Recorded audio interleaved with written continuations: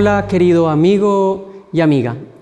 Hoy nos corresponde hablar sobre lo que enseña la Biblia acerca de las características de la iglesia verdadera. El Señor a través de los tiempos siempre ha tenido un remanente y una iglesia verdadera. Y para estos tiempos no es diferente. Por lo tanto, necesitamos que la Biblia nos confirme lo que enseña ella acerca de esta iglesia. Pero surge una pregunta: ¿puede en estos tiempos haber una iglesia verdadera? Vamos a dejar que sea el Señor mismo, a través de su santa palabra, el que nos hable y nos diga si así es. Vamos a ir inmediatamente entonces al libro de Mateo, el libro o el primer evangelio según Mateo, capítulo 16, versículos 16 al 18. Allí entonces podemos nosotros iniciar con el fundamento de lo que es la iglesia de Dios, la iglesia verdadera. ¿Dónde surge? Mateo 16 al versículo 18 dice: respondió Simón Pedro: tú eres el Cristo, el Hijo del Dios viviente. Entonces Jesús le dijo: dichoso eres, Simón, hijo de Jonás, porque no te le reveló carne ni sangre, sino mi Padre que está en los cielos. Versículo 18. También te digo que tú eres Pedro, y sobre esta roca edificaré mi iglesia, y las puertas de la muerte no prevalecerán contra ella. Aquí hay un asunto interesante. Jesús le dijo: tú eres Pedro, y sobre esta roca edificaré mi iglesia. Los discípulos debían ser lo que dice su palabra, discípulos, aquellos que entregaran el mensaje que recibieron de su maestro, enseñar lo que enseñó su maestro, hacer lo que hizo su maestro. Por lo tanto, desde ese momento, cuando el Señor le dice: tú eres Pedro, y sobre esta roca edificaré mi iglesia, está dejándole claro al apóstol que Él es la roca, y sobre Él siendo la roca del fundamento, iba a ser edificada la iglesia, y siendo el fundamento, los apóstoles. ¿Dónde podemos ver esto? Vamos al libro de Hechos, capítulo 4, versículo 11, que nos confirma esto que acabo de mencionar, que Jesús es la roca, y Él es el fundamento sobre el cual construyeron los discípulos. Hechos, capítulo 4, versículo 11. Este Jesús es la piedra rechazada por vosotros los edificadores, y ha venido a ser cabeza del ángulo. Por lo tanto, nos queda claro que Cristo es la roca de los siglos, y es el fundamento sobre el cual construyen los discípulos el reino de Dios. Sin embargo, también podemos encontrar en otro pasaje de la Escritura esta verdad confirmada y reafirmada en el libro de Efesios, capítulo 2, versículo 20. Vamos a ir al libro de Efesios, capítulo 2, versículo 20. Y dice así la palabra, Efesios 2, 20. Edificaos sobre el cimiento de los apóstoles y profetas. Edificaos sobre el cimiento de los apóstoles.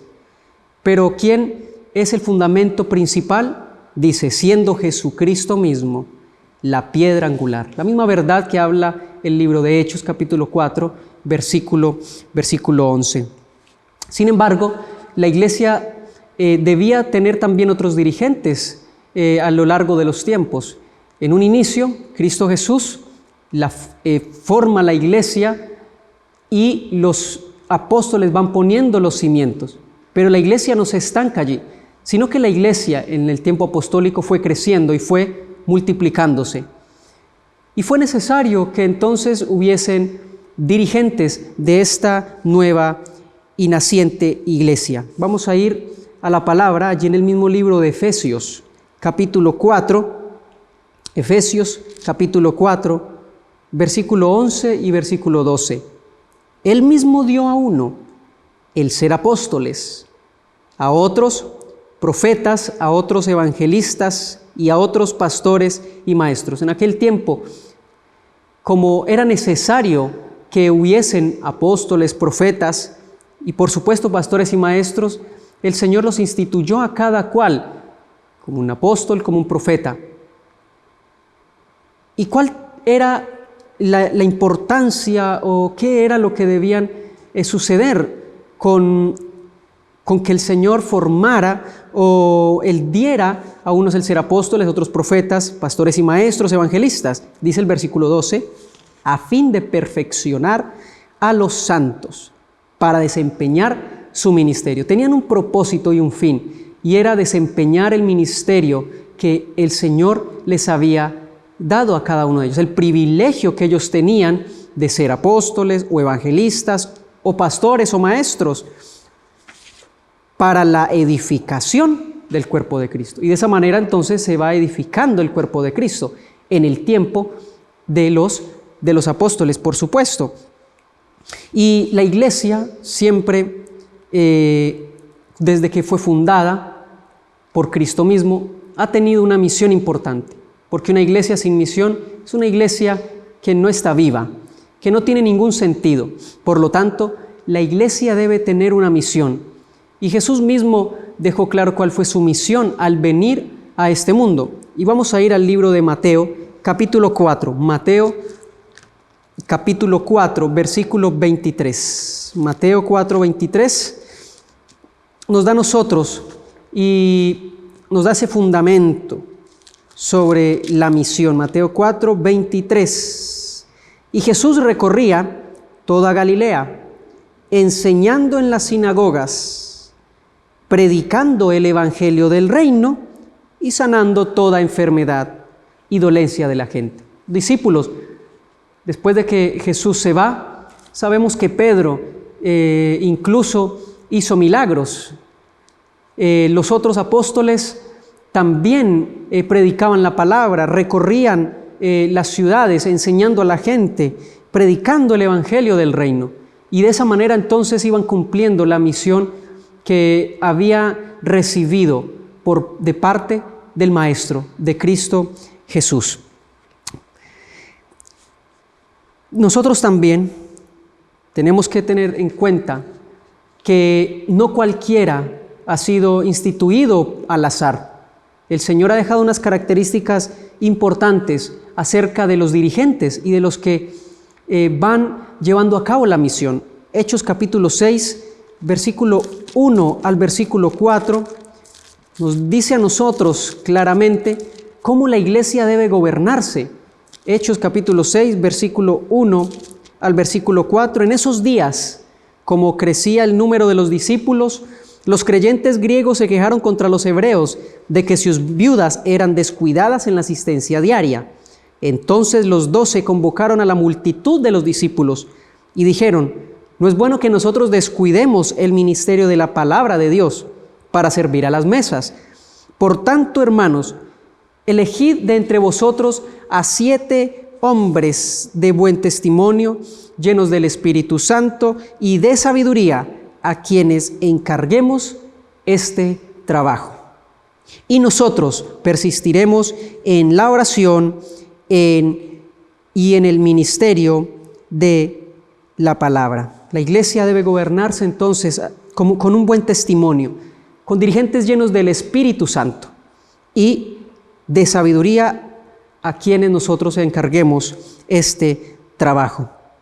La iglesia debe seguir el ejemplo de Jesús entonces en este tiempo, como lo dice asimismo su palabra en Juan 13, versículo 15.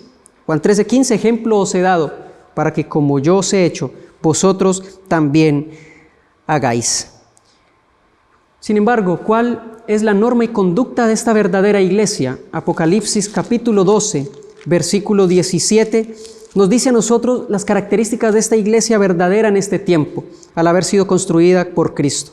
Entonces el dragón se airó contra la mujer y fue a combatir el resto de los hijos, los que guardan los mandamientos de Dios y tienen el testimonio de Jesús. Pero ¿cuál es el testimonio de Jesús? Apocalipsis 19, 10. Yo me postré a sus pies para adorarlo y me dijo: no hagas eso. Yo soy siervo como tú y tus hermanos que se atienen al testimonio de Jesús. Adora a Dios, porque el testimonio de Jesús es el espíritu de profecía.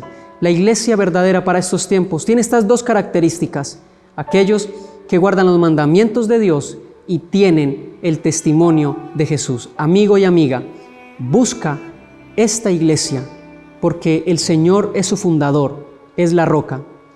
Te animo para que le busques y una vez la encuentres, sigas en los pasos de Jesús y en este remanente que es la iglesia de Dios para este tiempo. Que el Señor te bendiga.